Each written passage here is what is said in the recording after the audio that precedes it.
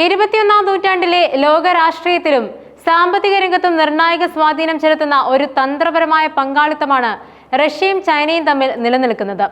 ചരിത്രപരവും രാഷ്ട്രീയപരവും സാമ്പത്തികപരവുമായ നിരവധി ഘടകങ്ങൾ ഈ രണ്ട് വൻ ശക്തികളെയും പരസ്പരം അടുപ്പിക്കുന്നുണ്ട്.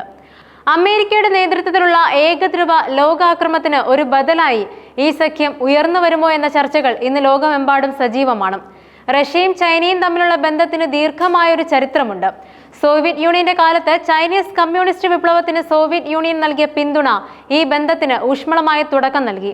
എന്നാൽ 1960കളിൽ സോവിയറ്റ് ചൈനീസ് ഭിന്നത ഈ ബന്ധത്തിൽ വിള്ളലുകൾ വീഴ്ത്തി. പ്രത്യയശാസ്ത്രപരമായ വ്യത്യാസങ്ങളും അതിർത്തി തർക്കങ്ങളും ഇരു രാജ്യങ്ങളെയും അകറ്റി നിർത്തി.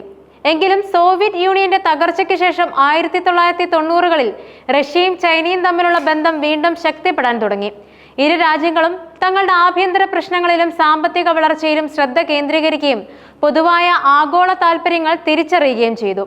അമേരിക്കയുടെ ലോക നേതൃത്വത്തെക്കുറിച്ചുള്ള സംശയങ്ങളും പാശ്ചാത്യ ശക്തികളോടുള്ള അതൃപ്തിയും ഇരു രാജ്യങ്ങളെയും കൂടുതൽ അടുപ്പിച്ചു.